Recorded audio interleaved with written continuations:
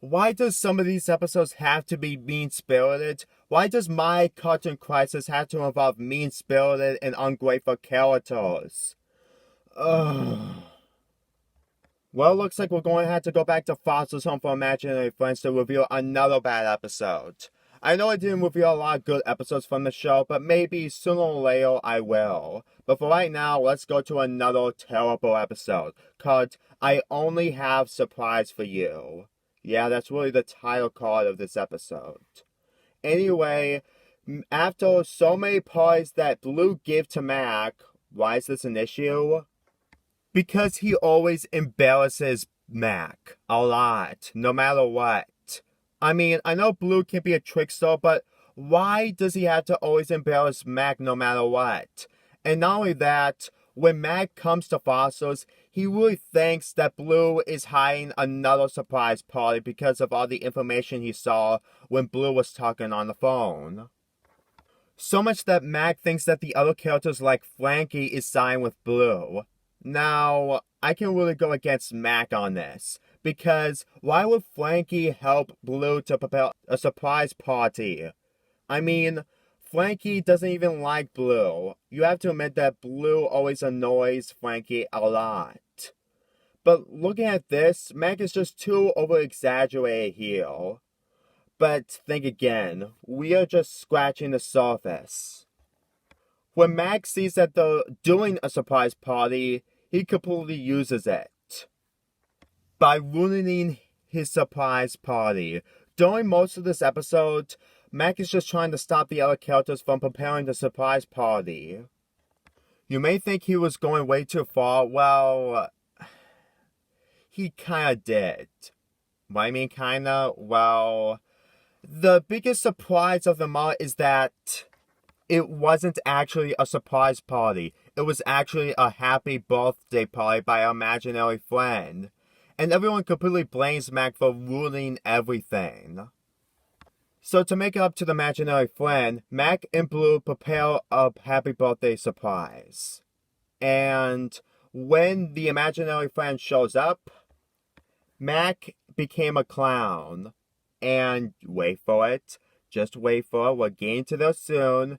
And when he completely impresses the imaginary friend, it was actually Madame Foster the entire time. Which means it was a surprise party all along. Oh my god. After all the pain that Mac has to go through, all the misery from the other characters give to Mac, and then when Mac tries to impress the imaginary friend, this is what he gets? The biggest surprise party of them all? This is way, way too cruel. I mean, characters like Frankie, Eduardo, Coco, and other characters who have been friends with Mac for a very long time and know how nice he is, they decide to side with Blue to throw a surprise party. Did anyone even know that Mac got embarrassed? The emotions are just forced. In fact, it's actually kind of cruel that you really think that Mac was in the wrong this whole time, but apparently he was in the right. He actually knew it was a surprise party all along. And then the other characters had to make it a happy birthday party to prove it wasn't a surprise party. What is it with the other characters in this episode? I already explained why they should never do this, but why? Like, seriously, they're so mindless to the fact that Mac is a great kid.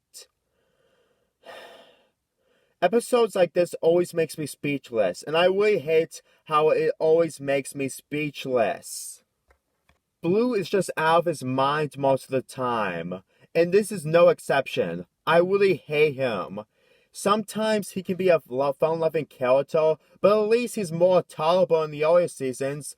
I know characters get maxed out, but seriously, maxed out characters can make the characters look hateable.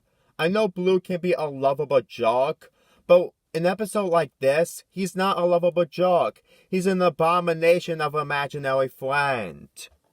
Sometimes I don't understand why Mac completely likes Blue. I mean, I know he's just trying his best to be nice to him, But when Blue always does a surprise party, does he ever tell Blue to stop with the surprise parties? Even in this episode, he doesn't even do that. Ugh. Oh my god. I really feel bad for Mac in this episode. I really do. This episode is just as bad as the other episodes, but not as worse than Everyone Know It's Bendy. I know I keep saying that a lot, but you know that's the worst episode from the show. Anyway, this episode gets a 2 out of 10. Only 2 more episodes left.